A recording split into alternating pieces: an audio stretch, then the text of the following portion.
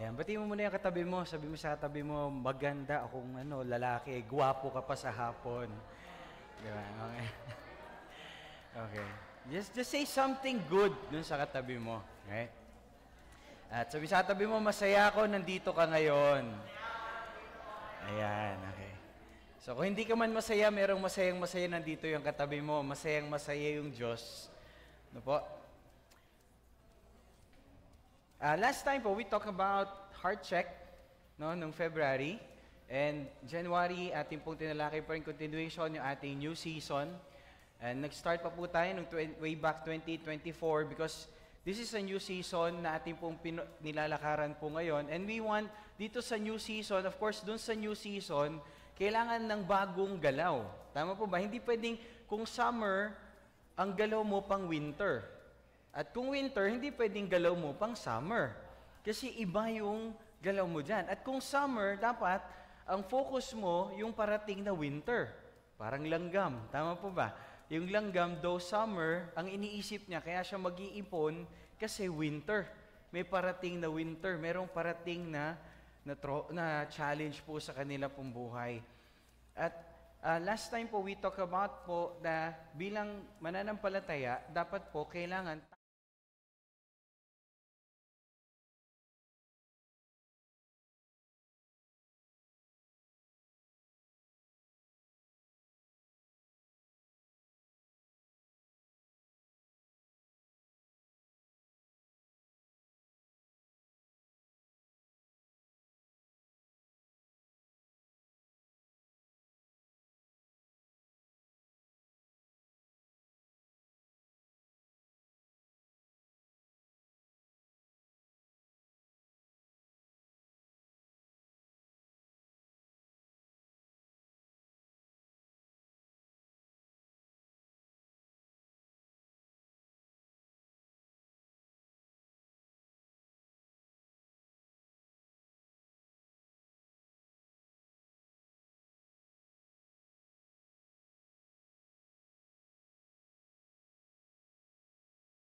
OOTD niya. Alam niyo yung OOTD?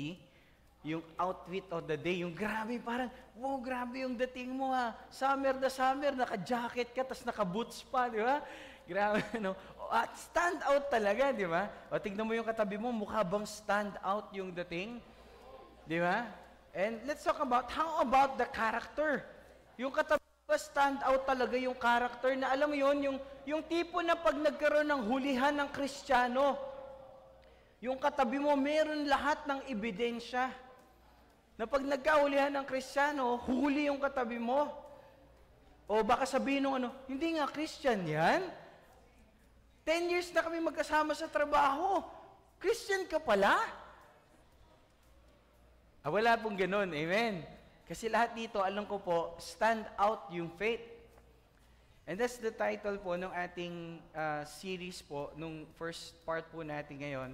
And I want everyone po, and I'm asking, and I'm encouraging everyone po, stay tayo po for the rest of the week, for this 5 weeks, because we know that those who stand for the Lord, pag inuna mo, Panginoon, kailanman, hindi ka niya ihuli. At ngayon po, if we will learn this, if we will learn to stand for the Lord, alam ko po, yung stand for the Lord in the right things, in the right time, and in the right way, mababago po yung course ng atin pong buhay. Mababago po. Kung meron po mga challenge tayo dito, tingnan po natin bakit may mga challenges tayo. Katulad ng mga kapatid, sinasabi nila may mga challenges. Bakit? Kasi maaring hindi naka-align yung life natin sa plano ng Panginoon.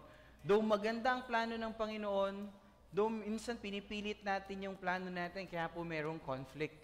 But nung nakita natin, yung mga kapatid, nag-share po when they had an encounter with the Lord, nakita nila yung plano ng Panginoon, yung mga bagay na hindi nila magawa, magpatawad, yung mga bagay na challenging po sa kanila, nakita po nila doon, natutunan nila when they had an encounter with the Lord, na align yung buhay po nila sa Panginoon, doon sa plano ng Diyos, nakita po nila ang sarap po pala magpatawad, ang gaang po pala sa pakiramdam na sundin ang salita ng Diyos. Right?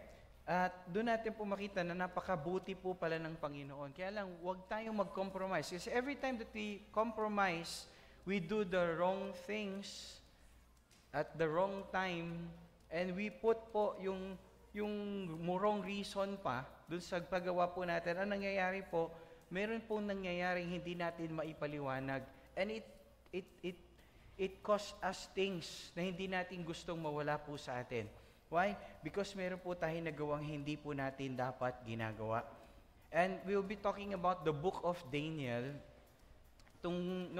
Bigyan ko lang po kayo ng summary. Kaya itong week 1 po ay stand out for God. We need to stand out for God. Ilalaban natin ang Panginoon. And we need to stand up.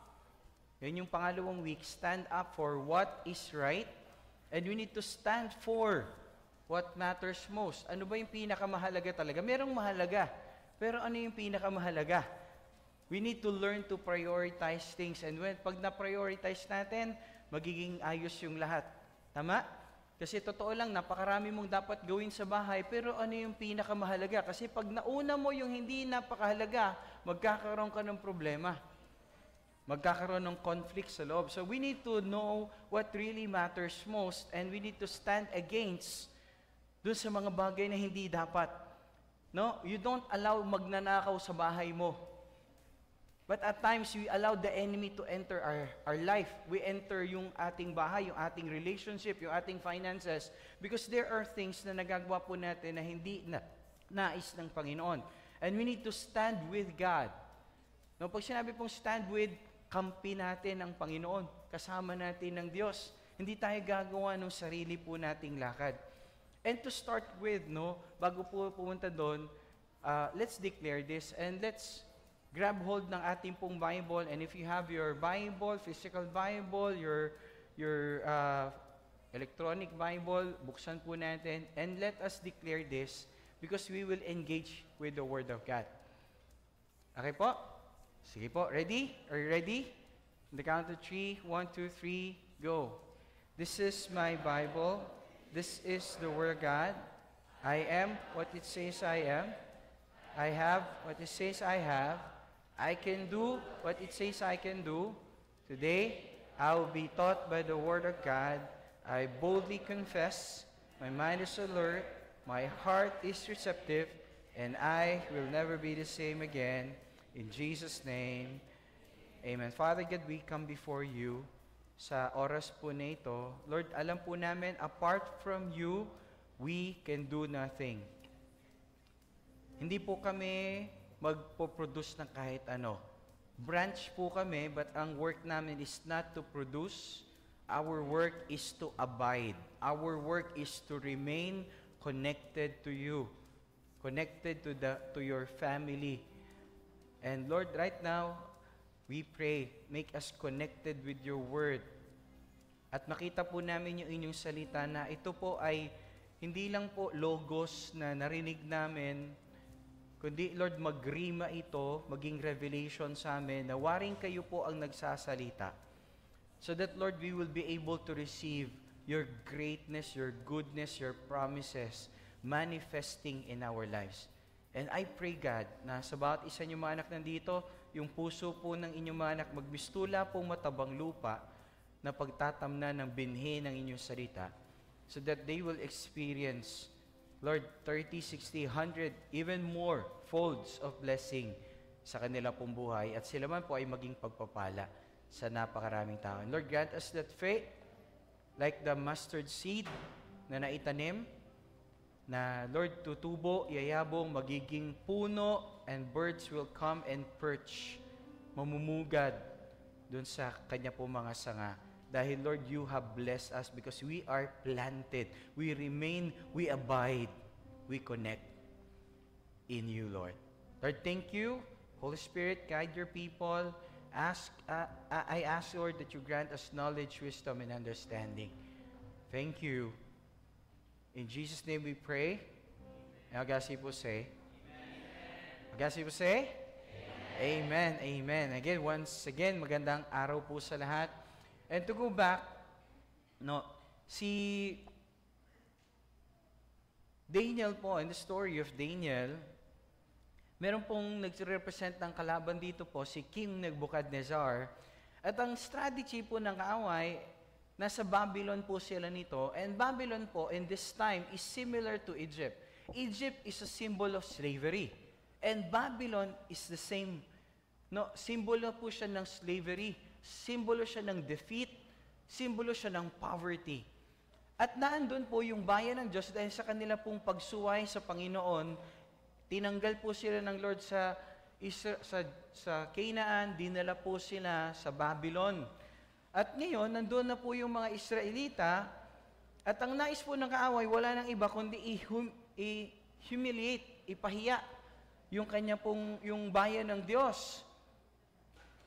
At ang ginawa po, sinako po sila at lahat ng mga kagamitan, yung mga faith symbols nila, yung mga ginagamit nila sa pagsamba, yung mga ginto, yung pilak, kinuha, dinala po sa Babylon, and kasama po yung bayan ng Diyos. And in 605 BC, pumili po ng mga batang, mga magiging leader, pinili po ng hari, King Nebuchadnezzar, intentionally, gusto niyang i-indoctrinate o gusto niyang i-inculturize itong mga batang ito ng kultura ng Babylon. He wants to change their culture. Gusto niyang i-train dahil sila yung magiging future leader, future advisors ng Babylon. So sila yon. So gustong baguhin yung kanilang kultura. This young generation. And in Daniel chapter 1 verse 3 to 5, sabi din, the king ordered Ashpenaz. Ay, kung sa panahon po natin, ano kayang nickname niya? Hindi, kasi nasa kung taga-Pilipinas pa siya, mas matindi. Si Ashpenaz. Di ba? Okay. Si Ash, no? Okay, chief of his court officials to bring into the king's service some of the Israelites from the royal family and the nobility. Young men without a physical defect, walang tama, flawless, sabihin, wala pong kapansanan. Handsome, baka pwede tayo dyan. Showing aptitude for every kind of learning. Galing ko talaga mag-joke, di ba? Okay. So magaling po sila, matalino po sila, hindi matalinaw. Okay? Well-informed, quick to understand, and qualified to serve in the king's palace. So sabihin, may mukhang royalty, yung dating po nila, yung galaw po nila, pangkaharian. Tignan mo yung katabi mo, galaw ba pang kaharian yan? O galaw pang kanto lang? Hindi, walang ganun dito. Amen. Mga taga-Galilee, galaw pang anak ng Diyos. Hari ng mga hari, Panginoon ng mga Panginoon. Amen. No, hindi yan pumupunta kung saan-saan, hindi yan tumatambay lang, di ba? Bakit? Kasi anak ng Diyos yan. Sabi, he was to teach them. Tingnan niyo po rito, ano yung goal niya? He was to teach them to the language. Yung lingwahe ng Babylonia, and literature of the Babylonians. So gustong baguhin yung lingwahe at yung kanilang kultura. Verse 5, the king assigned them a daily amount of food and wine from the king's table, galing kaharian. At bago ibigay sa kanila yon, hinandog muna yun dun sa kanilang Diyos sa Babylonia. They were to be trained for 3 years, and after that, they were to enter the king's service. God bless the reading of His Word. So intentionally, ang strategy ng kaaway, in the person of King Nebuchadnezzar at that time, baguhin yung kanilang isip, baguhin yung kanilang pag-uugali, baguhin yung kanilang paniniwala. Ganon po rin ang goal ng enemy sa buhay natin. Gusto niyang baguhin yung isip natin, gusto niyang baguhin yung ugali natin, gusto niyang baguhin yung paniniwala po natin. And similarly, sa life po natin, kung makita natin ngayon, siniseduce sa mga kasinungalingan, dinideceive. Kasi po yung kaaway, wala po siyang power. Ang work lang talaga ng enemy, parang buwan. Alam niyo yung buwan? Yung buwan po walang liwanag. Alam niyo ba yung buwan walang liwanag? Kaya po makita niyo may half moon, may quarter moon, merong new moon, di ba? Kasi, depende yon kung ano yung liwanag na tumatagos papunta sa buwan. It is just a reflection of the light from the sun. Hindi po totoo na may liwanag ang buwan. Wala po talagang liwanag ang buwan. Okay po ba yan? Reflection lang siya ng liwanag From the sun. Ganon din po yung kaaway, nire-reflect niya lang. Palaging merong daya. No? Yung masama, magmumukhang mabuti. Yung mabuti, magmumukhang masama. Di ba? Kaya po, pagka chinecheck ka ng sa leader mo, kamusta devotion mo, di ba parang galit ka. Bakit? Kasi yung papamukan, bakit ba kailangan pa checkan yung devotion ko? Tama bang checkan yung devotion? Tama ba mag-devotion? Tama ba umattend ng church? Kailangan pa bang i-check yan? Kaya lang nung chinek, sabihin nung ba't kailangan pa i-check? Tapos lalagyan pa ng verse yan. Diba, yung faith natin, kanya-kanya yan. May mga ganun pa, no? Kasi bakit? Kasi nga po, ilalaban yung mali o yung tama, magmumukhang mali. Yung mali, magmumukhang tama. Hello po? Kaya lang, ang problema po kasi, bakit? Yung culture. Uso na kasi. Kaya lang, hindi dahil sa uso na ngayon at marami nang gumagawa, tama na siya. Hindi na babago yung truth. Kaya lang, ang problema po natin ngayon, ang social media, yung mga advertisement, yung music, yung mga nakikita po natin, napapanood po natin, may mga parang mga subtle messages na ini-influence tayo na tangkilikin natin itong mga bagay na to. Baguhin yung ating paniniwala, baguhin yung ating ugali, baguhin yung ating iniisip. At bilang Kristiyano, hindi pwedeng passive tayo dyan. Hindi pwedeng come what may lang. Hindi pwedeng, ay, attend lang ako Sunday, ay, ano lang ako, mag-exercise lang ako, kain lang ako ng tama, isang beses lang sa isang linggo, tapos the rest, mali na. Hindi po dapat tuloy-tuloy. Sabi sa atin mo, dapat tuloy-tuloy. Di ba? Ayusin ko lang yung relationship namin mag-asawa. Pag isang araw lang, okay kami. The rest, away kami. Ganun ba? O, yung finances ko, gusto ko isang araw lang ako sa isang linggo may pera. The rest, ubos. Ganun po ba? Hindi yun ang gusto ng Panginoon because God wants us to be abundant. Yung abundance talaga, full life. Kaya lang, ang challenge po sa atin bilang Kristiyano, no, hindi po tayo attend lang. Di ba? Parang, si Lord sa akin, 2 oras lang si Lord sa akin. Sa iba nga, 1.5 lang kasi late. Silent as a church. Sabi sa tabi mo, parang ikaw yung topic ni Pastor. Hindi, wala po rito niyan. Wala rito po niyan. Okay. So, okay. So, kaya tingnan niyo po, hindi po pwedeng gano'n. We need to stand out.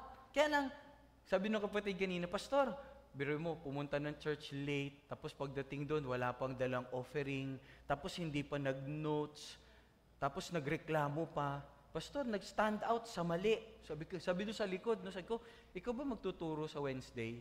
Opo. Sabi ko, abangan kita. Ang ganda, sabi ko, parang no, ginamit lang po ni Pastor ngayon, no? Pero sa harinig ko, sabi ko, ang tindi nun. Right? Kasi minsan, parang nag-stand out tayo sa mali, pagka mag-aya ng mga barkada sa inuman, grabe. Parang hindi ako pinayagan ng misis ko, ako bahala sa'yo. Ako bahala, pare wala akong pera, ako bahala, sagot kita. Pare, wala akong pamasahe. Pare, susunduin kita sa bahay, makarating ka lang. Grabe, no?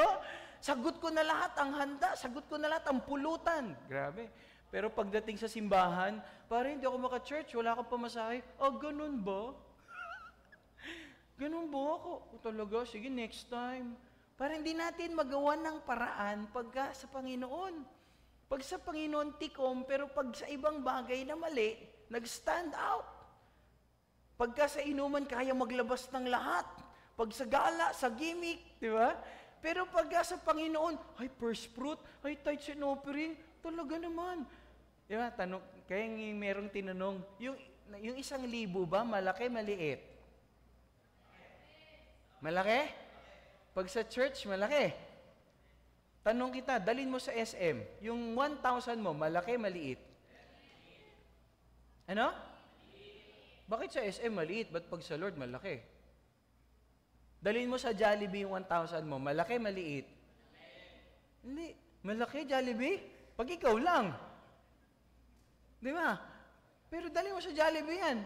Kulang pa yan kung 5 kayo, kung pamilya kayo. Tama po ba? Magyayaya pa yun. Magkape tayo pagkatapos kumain. Grabe. Coffee shop lang. Starbucks. Malaki, maliit. Yung 1,000. Maliit. Isang kape lang, 200 plus na kung gusto mo pa ng venti, right? Tama ba? Kaya lang pagdating sa Panginoon, iba yung stand out natin. Pero I believe sa GUCCL, iba ang stand out dito. Stand out dito talaga yung pananampalataya. Talagang inilalaban dito ang Panginoon. Kasi po yung enemy, gusto niyang i-distort yung ating mind. But look at here, I'd like to share this. In Ephesians chapter 6, verse 11, ano po raw? Sabi, put on the full armor of God. Helmet, salvation, breastplate of righteousness, sword of the Spirit, belt of truth, tama? Shoes of the gospel. Kailangan po full talaga yung shield of faith. Kailangan po complete. Bakit? Kasi sabi niya, so that you can take your stand against the devil's schemes. So hindi na tayo dyan. Alam na natin yan. May daya talaga yung kaaway. Verse 13, therefore, put on the full armor of God, so that when the day of evil comes, you may be able to stand your ground. Yung sa tabi mo, stand your ground. Stand your ground. And after you have done everything, to stand. Ang goal mo, tumayo ka doon sa pananampalataya mo. So that yung enemy, hindi mapasok yung buhay mo. Kasi yun naman ang goal ng kaaway. Wasakin yung buhay natin. Lalagyan niya lang tayo ng mga maling kaisipan. Di ba? Biruin mo yung unbeliever mong kaibigan, nagbigay ng payo sa iyo against the word of God, yun pa yung pinaniwalaan mo. Naku po, problema ka talaga dyan. Di ba? So alam mo naman yung standard mo bilang kabataan. Alam mo yung dapat mong gawin. Alam mo yung dapat na priority mo. Meron lang nag-chat sa yung pogi. Nabago na yung mindset mo. Nabago na yung seasons of life mo. O maganda. Di ba? Kasi bakit pogi lang? Di ba? Ikaw ba yun? Wala akong sinabing pangalan, bro. Ikaw lang umamin yan. Okay. Nagbago na yung mindset mo, natalo na yung salita ng Diyos na pag inuna mo yung Panginoon, all these things shall be added unto you. Nabago na, bakit? Iba na, inuna, hindi na umattend ng church, nakipag-date. Grabe. Wala rito niyan, amen? Okay. Tingnan niyo po, Daniel 1:6-7. Sabi, among those who were chosen were some from Judah. So namili nga si Nebuchadnezzar, sino raw po? Si Daniel, Hananiah, Mishael, and Azariah. And the chief officials gave them new names. Tignan niyo po yung enemy. Papalitan niya yung pangalan mo. Kasi sabi, to Daniel, the name Belteshazzar, to Hananiah, Shadrach, to Mishael, Meshach, and to Azariah, Abednego. Kung alam niyo po, sila yung hinagis po doon sa fiery furnace. Shadrach, Meshach, Abednego. Yun ang kilalang pangalan. Pero hindi nakilala yung tunay nilang pangalan. Aside from Daniel. Si Daniel kasi, the lion's den. Tama po. Now, pero tingnan nyo, anong gustong gawin ng kaaway yung pangalan natin? Kasi pag napalitan niya na yung pangalan mo o yung tingin mo sa sarili mo, just like Eve. Kung kilala nyo si Eve, di ba? Adam and Eve. Anong ginawa ng kaaway? Tingnan nyo po. Pag na-distort na yung identity mo, magkakaproblema ka. Ano sabi ng kaaway? Totoo ba? Una yung tingin mo sa Diyos.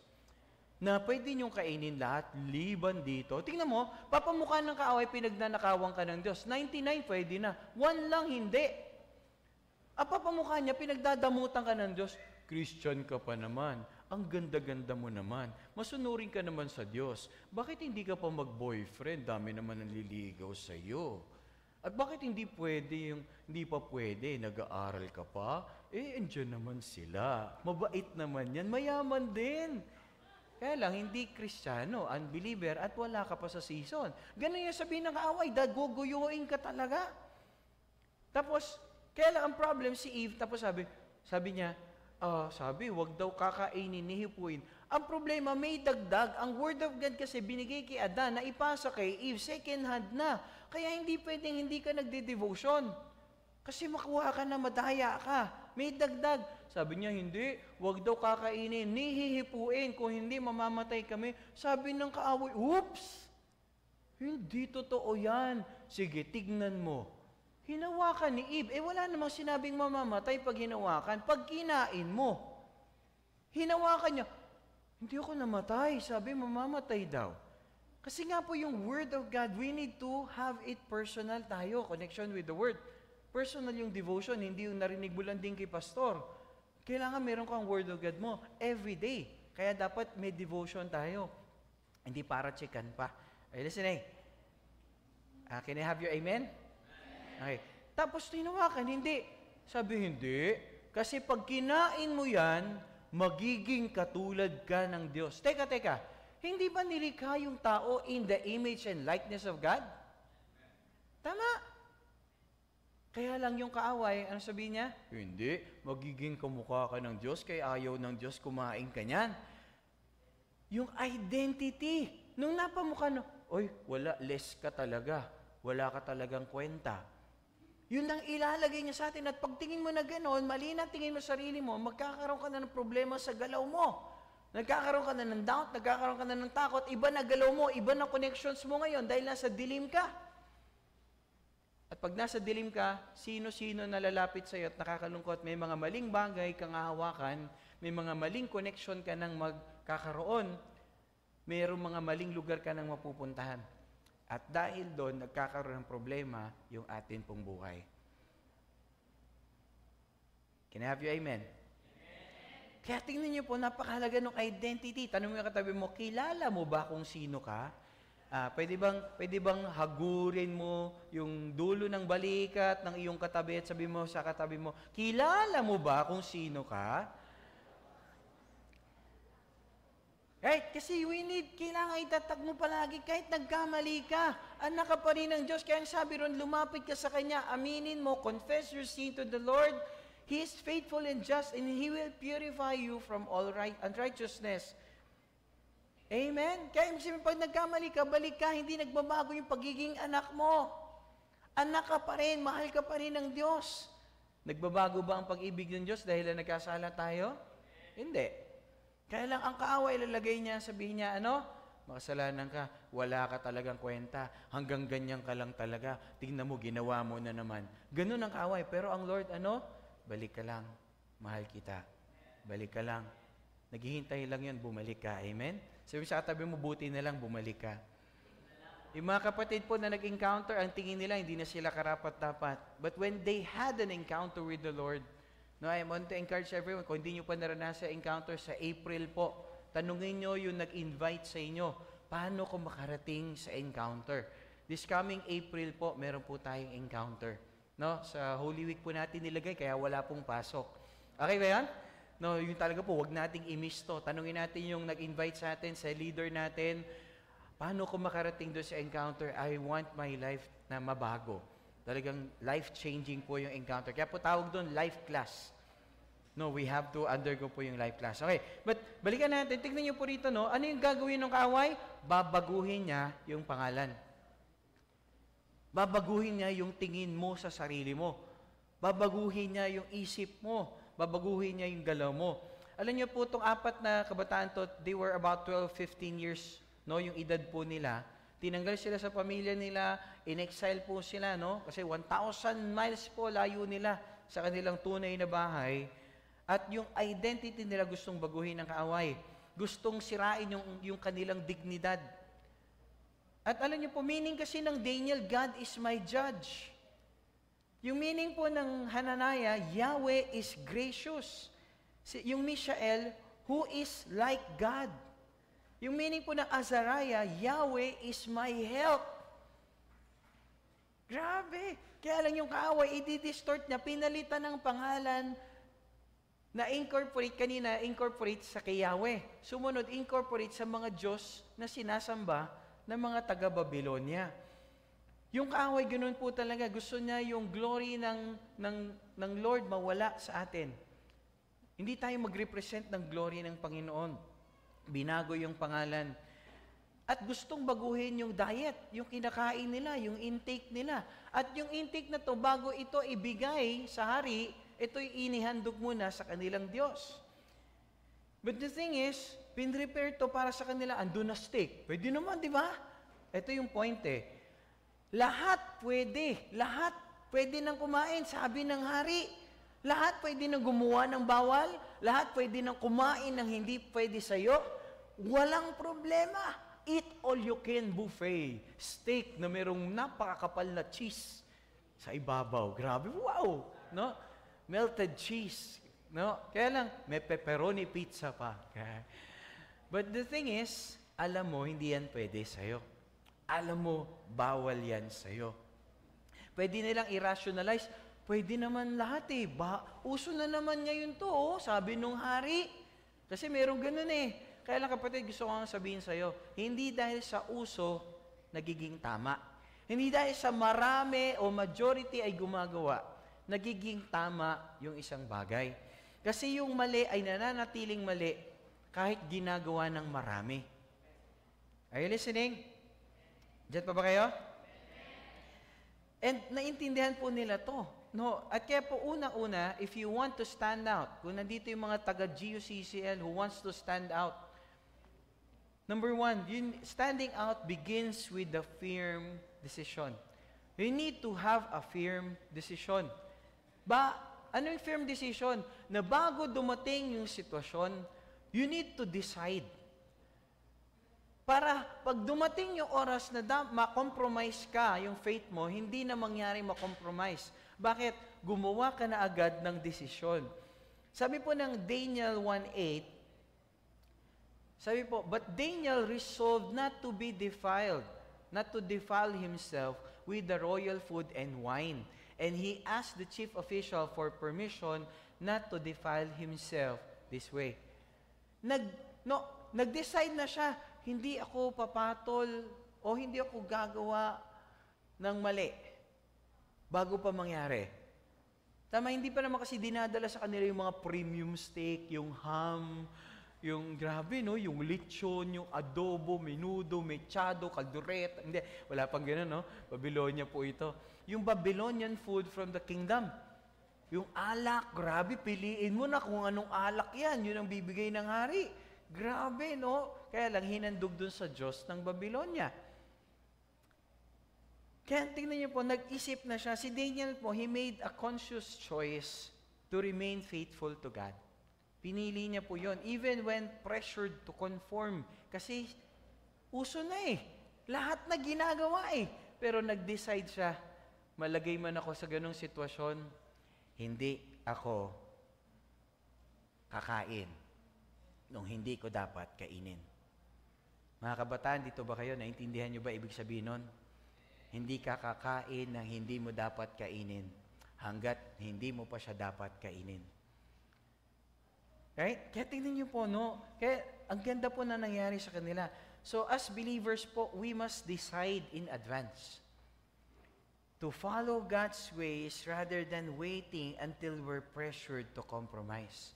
Kaya bago pa malagay ka doon sa alanganin, mag-decide ka na ngayon na hindi ako magkakaroon ng any sexual relation sa sino man hanggat hindi ako kinakasal.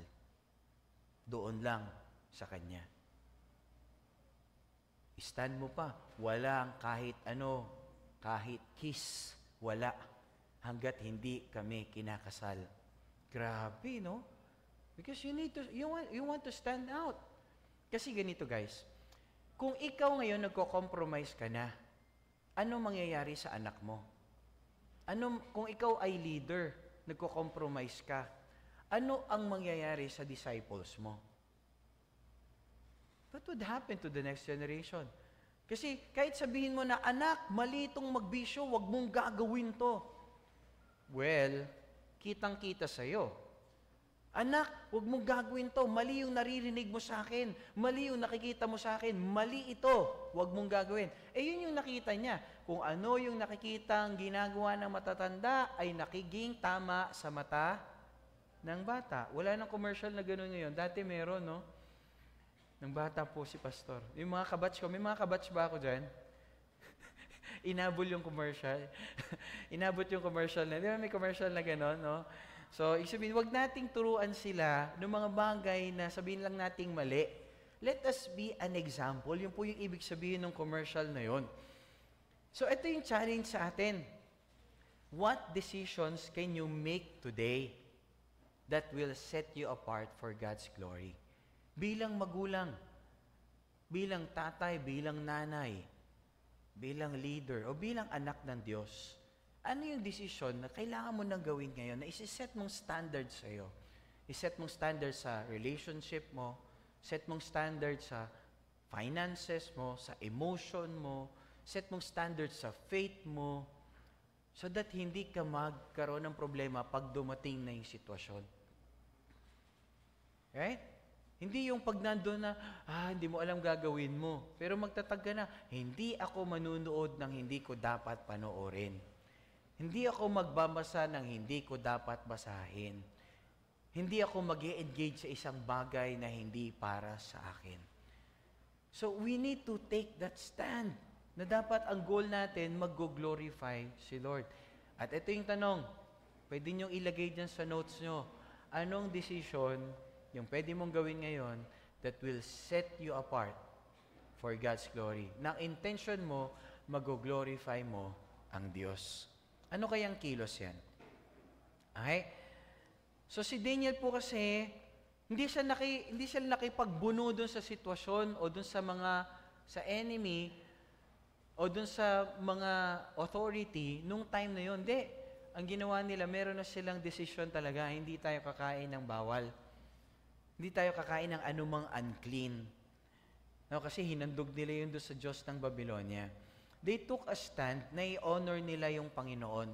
Okay lang palitan nila yung pangalan namin, pero wag lang madudungisan yung pangalan ng Diyos sa buhay namin. No, nakuha po ninyo yun? Okay lang yon kung pangalan namin palitan. Wag lang yung purity ng Panginoon o yung testimony namin sa harap ng Panginoon. They took a stand. Gumawa na si Daniel ng predestined resolution na bago pa dumating yung sitwasyon, gumawa na siya ng desisyon. Kasi when we say that we are standing out, it begins with choosing in advance what you will and won't do. Itanatatag mo na ano yung gagawin mo at hindi mo gagawin. Kunyari, alokin ako ng tropa para isang shot lang. Pare isang hits lang. Pare isa lang, hindi naman malalaman ng misis mo. Walang magsusumbong, pare. Make that decision. Mga kabataan, dito ba kayo? You need to stand out. Bilang anak ng Panginoon, ano yung itatayo mo? What will you stand out? Katulad nga nung sinabi ng isang cum laude graduate, sabi niya, kinukutya siya ng mga kaklase niya. Kasi gumraduate po siya ng college, wala pa siyang experience. Lahat ng mga kabatch niya may experience na lahat. Nagkaroon na ng mga relationship. But on his speech, everyone was startled. Everyone was amazed. Bakit? Ano sabi niya? Sabi niyo, alam niyo po ba, sabi niya kasi hanggang ngayon, graduate na ako ng college, cum laude po siya. Alam niyo po, ngayon, I stand here. Hanggang ngayon po, V pa siya. Alam niyo yung V? Wala pa siyang experience. Sabi niya, tawa yung mga tao, woo! Parang kinukutya siya. Sabi niya, alam niyo po, lahat kayo, may experience na kayo? Anytime. Pwede kong puntahan kung nasaan kayo. Pero kung nasaan ako ngayon, kailanman, hindi nyo na pwedeng balikan. Pero pumalakpak po sila. Parang ganyan yung katahimikan mo na bago pumalakpak. Why? Kasi po doon natin po makita, may mga bagay na akala natin okay tayo dahil na-experience natin, dahil uso, dahil sikat. Pero hindi natin nakita, yung naghihintay,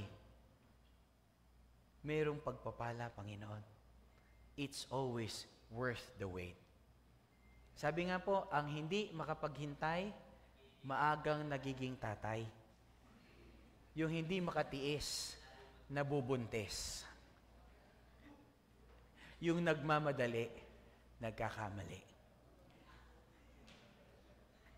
Mukhang may nagre-react ka. Parang may nagmamadali ba dyan? Okay, guys, huwag magmamadali ha. At mukhang sa tingin natin, parang one-time event. Hindi po, ginawa po nila yan, culture po nila yan. Hindi lang culture, lifestyle. Buhay po nila yon. Tinuloy-tuloy po nila yon. At hindi lang to pakitang tao, kundi they made a bold decision na hindi nila hayaang marumihan sila. Number 2, point, no, if you're writing na, no, sulat nyo po ito, standing out requires courage and conviction. No, standing out requires courage and conviction. Alam nyo mga kapatid, if you want to stand out, kailangan ng tapang yan. At times si pastor po, I took courage to preach. Kahit minsan alam ko merong tatamaan. Kaya lang sabi ko, word of God yan, natural may tatamaan. Parang alcohol yan. Alam nyo alcohol, bakit minsan may nasasaktan? Pero sino rito nakapagpahid ka na ng alcohol? Di ba ang lamig? Di ba? Pero pag may sugat ka, may sugat pala ako doon. Kaya mahapdi. Kaya kung merong nakahapdian, baka may sugat na kailangan gumaling. Hello po mga kapatid. At si pastor, I want to tell you, wala kong intensyon magpatama. Dahil kung ikaw ay patamaan kita, next week di na kita makita, ikalulungkot ko yon. Ang intensyon ko kasi magpatuloy ka sa faith. Kaya kung tinatamaan ka, hindi ko intensyon yon. Pero kung ako man ay mukhang nagpapatama, ay hindi yun para sa'yo, para sa katabi mo. Okay po ma? O sabi mo sa katabi mo, hindi pala ako pinapatamaan, ikaw pala. Okay ba? Okay? So, hindi ikaw ha, yung katabi mo. Baka sabi mo, Pastor, pinepersonal mo ko. Hindi. Wala akong alam tungkol sa iyo. Sa katabi mo, may alam ako. Okay? Hindi ikaw pinapatamaan ko yung katabi mo ha. Sabi sa katabi mo, malinaw yun. Malinaw. Ikaw pala yun. Hindi ako ha. Okay. Verse 12. Daniel 1:12-13. Tingnan niyo po ito. Sabi, di ba, papakainin sila nung galing sa kaharian? At ang sabi, please test your servants for 10 days. Give us nothing but vegetables to eat and water to drink. Gumawa na siya ng plano. Hindi niya gustong bastusin yung authority. Pero sabi niya, hindi na po, sige po, ano lang kami, prutas, gulay lang po kami, tsaka tubig. Okay lang po kami. I-test nyo kami in 10 days, sino talaga? Sabi, then compare our appearance with that of the young men who eat the royal food and treat your servants in accordance with what you see. So he agreed to this and tested them for 10 days. So yung nagtitrain sa kanila, nag-agree naman. Prutas, gulay lang po kami. Tubig, okay na po kami dyan. At i-test nyo po after 10 days, sino yung mas matindi. Kasi nilalaban nila ang Panginoon, kasi pag kinain nila yon, yung tayo nila magkakaroon ng problema. At bawal yun, kasi inandog nga yun sa Diyos ng Babylonia. So gustong i-distort yung kanila pong faith.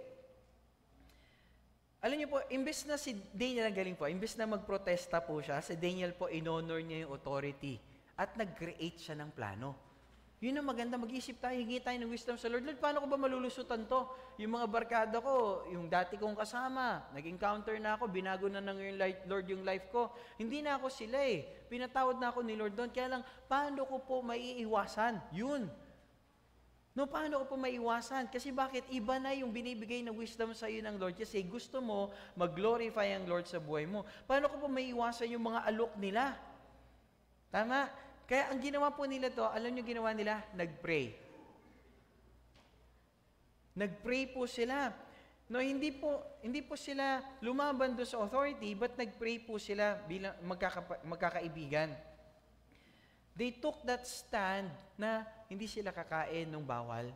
Hindi nila nilait o hindi sila nagrebelde, but they had this plan na sumunod sila sa Diyos at hindi dun sa government. Alam niyo po, we are often tested in our workplace, in our school, in our social circles. Kasi commonly po mga bata, pag tinanong mo, anong challenge mo? Peer pressure. Bakit mo nagawa yan? Kasi yung mga kaibigan ko po lahat, kasi sila ginagawa nila, inalok po nila ako. So nag-ano rin po ako, doon po nagsimula. Doon na nagsimula? So ibig sabihin, we need to take that stand. At times, alam niyo po, nung si pastor, naging pastor, kinukutyahan ako ng mga barkada ko. Ang tawag nila, uy, pastor ka na raw?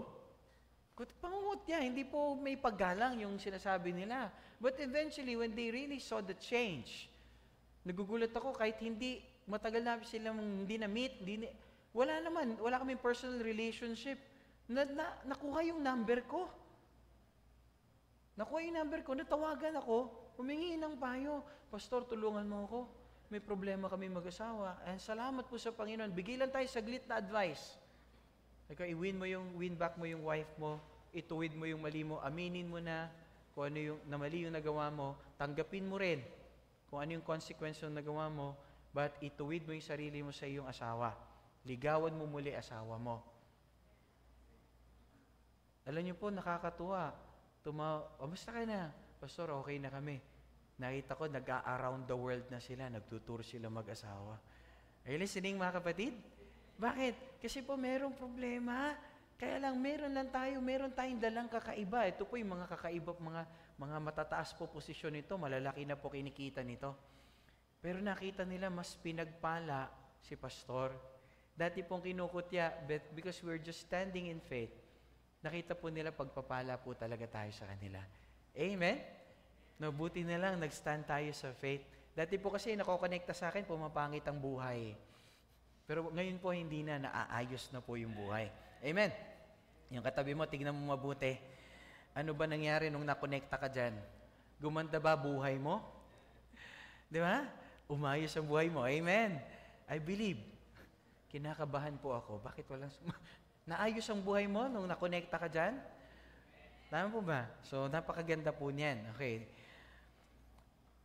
Kaya po napakahalaga lang, we are often tested in our workplace, schools, social circle. It takes courage to stand for biblical values when the world pressures us to compromise.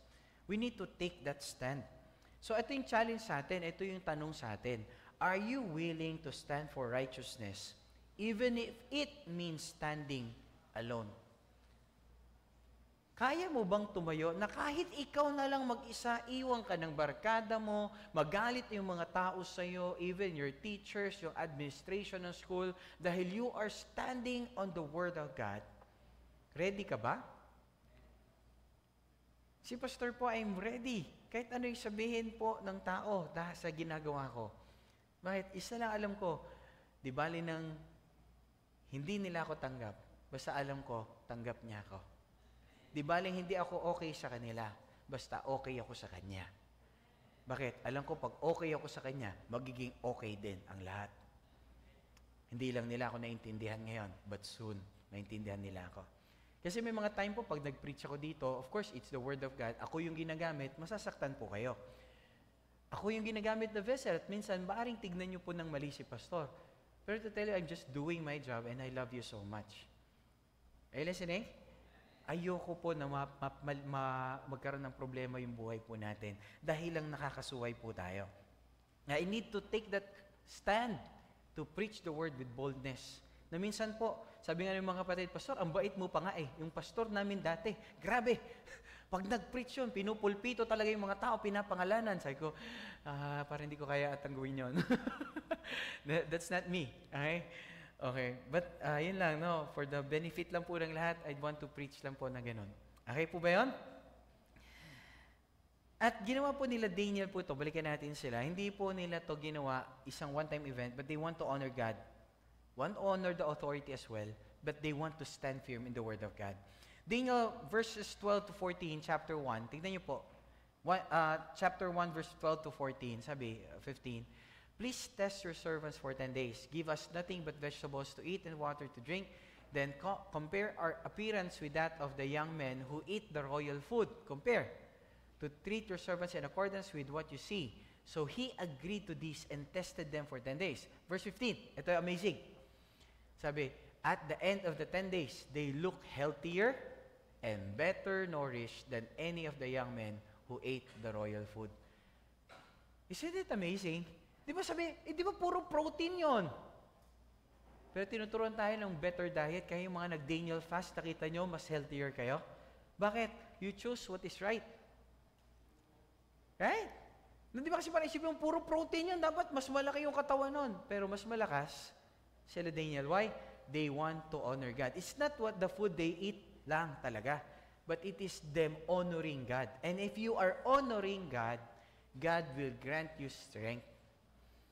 Magtataka, bakit iba ang saya ninyo? Sinarita hindi parang, siguro yung iba sabi, Pastor, talaga may pinagdadaanan kayo ng 2024? Inaatake na kayo sa puso noon?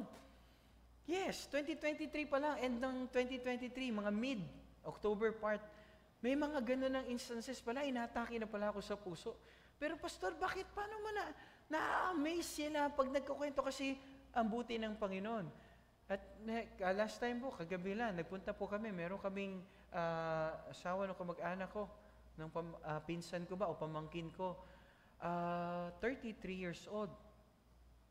Bumili lang sa fast food ng pagkain. Palabas ng fast food, di na po bumangon, inatake na. Doon, bago lumabas. 33 years old.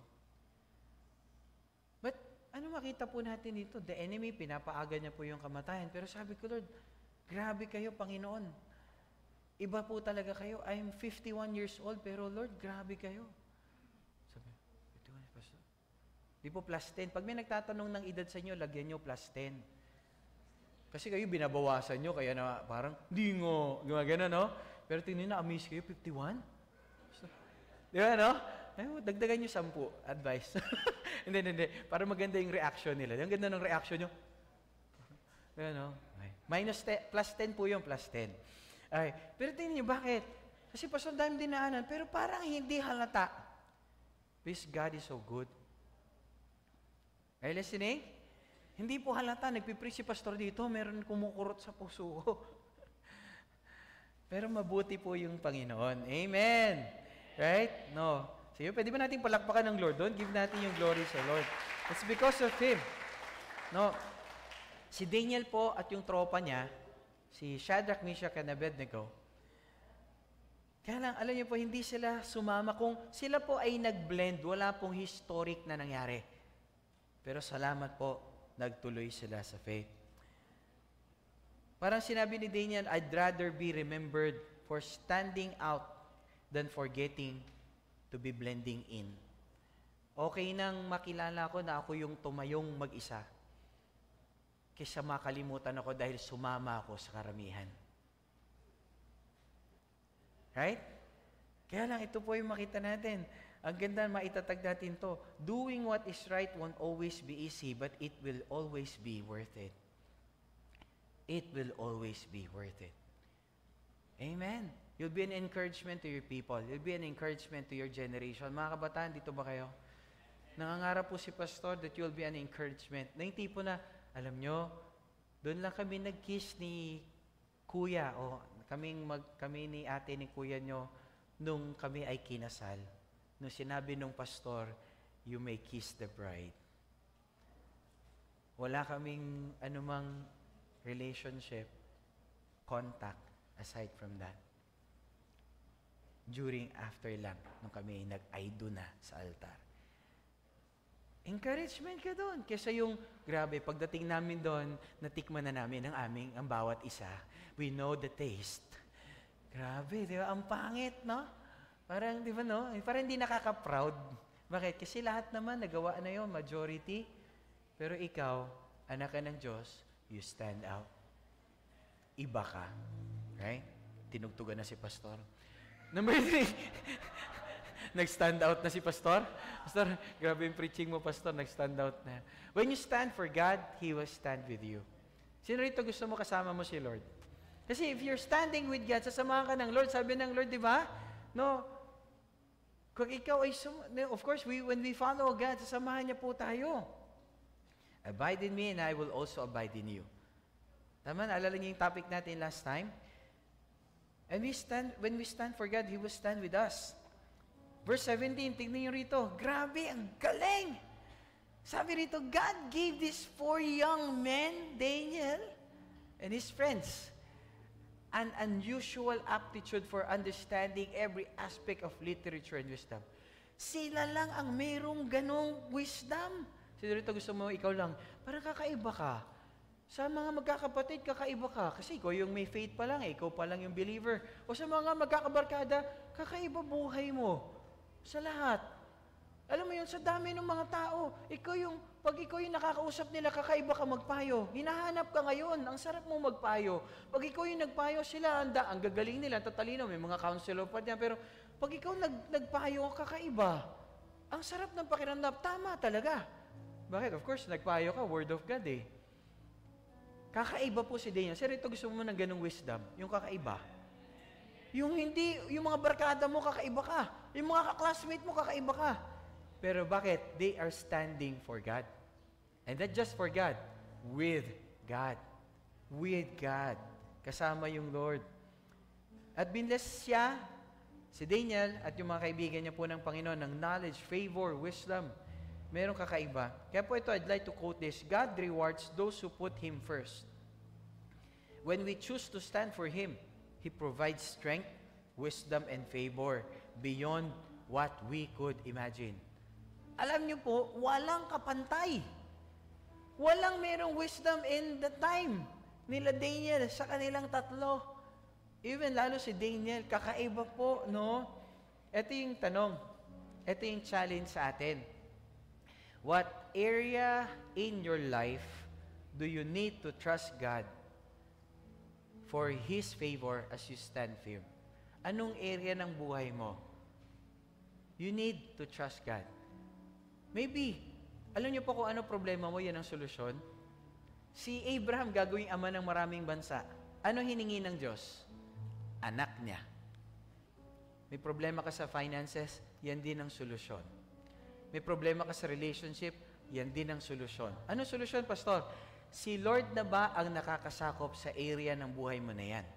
Kasi hanggat hindi si Lord ang nakakasakop sa area ng buhay mo na yan, hindi yan magpa-prosper. Bakit? God will always prove that He is God and you are not. And I experience it personally. May problem ka sa health, maybe hindi pa si Lord yung priority mo sa lakas mo.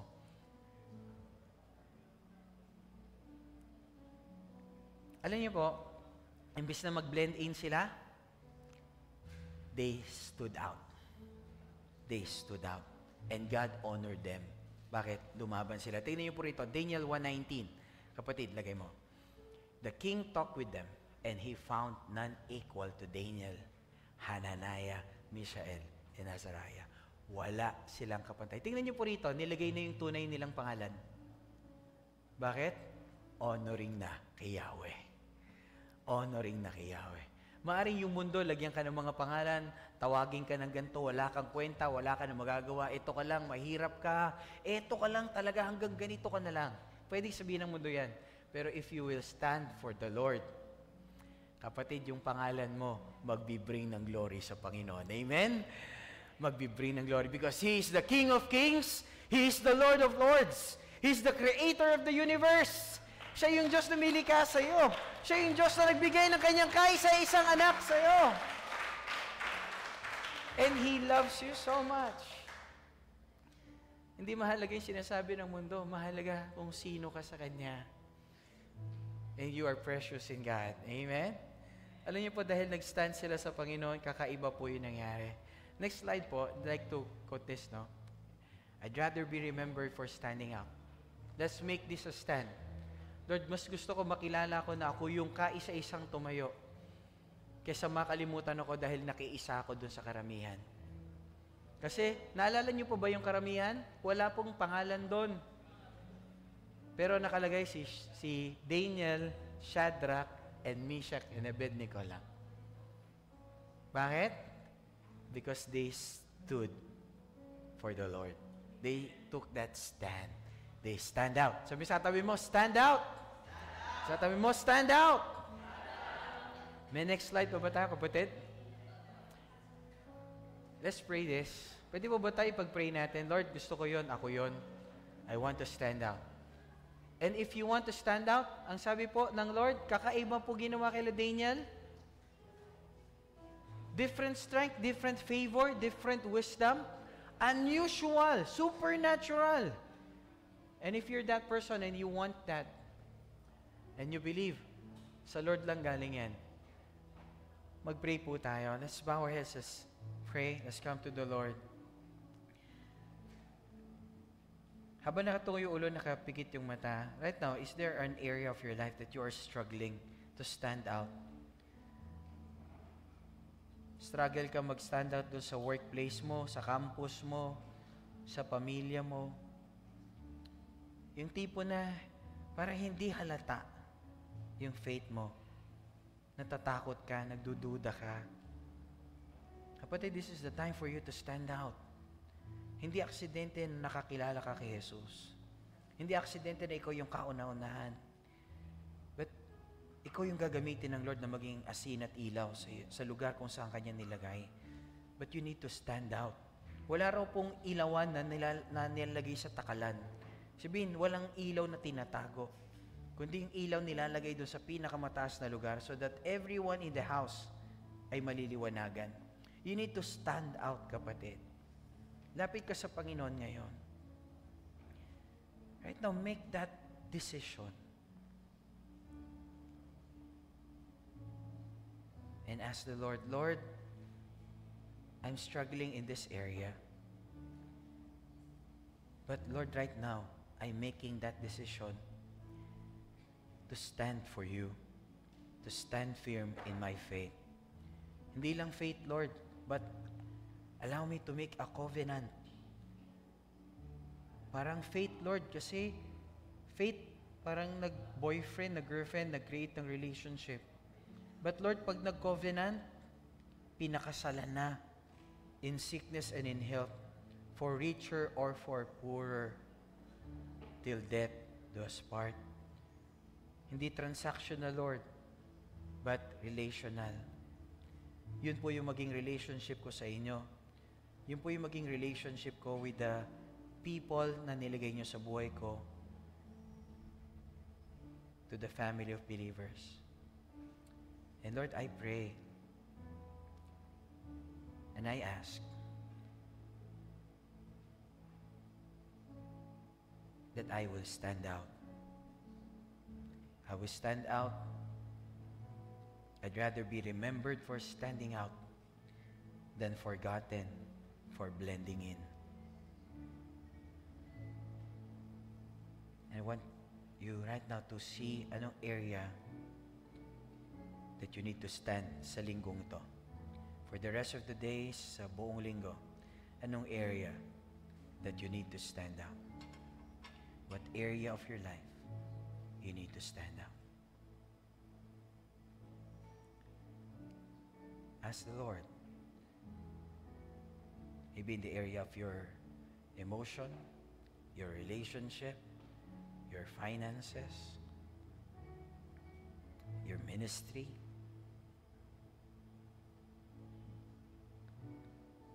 At sa oras nito, if you want to make that stand, di ka pa nagsisimula.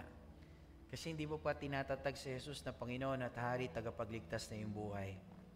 Sa oras na ito, samahan mo ko sa isang panalangin na itatatag mo si Jesus na Panginoon, Hari, tagapagligtas na yung buhay. Kung ikaw yung taong to, habang nakatungo yung ulo, nakapikit yung mata ng lahat, if you are this person, taas mo lang yung kanang kamay mo at samahan mo ka sa panalangin.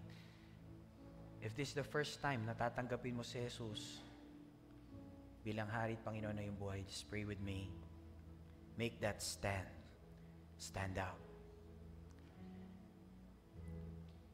Sumama ko sa panalangin, ulitin mo sasabihin ko, Panginoon naming Ama, aking Amang nasa langit, salamat po na binigay niyo si Jesus na mamatay para bayaran ang lahat ng kasalanan ko sa krus ng Kalbaryo.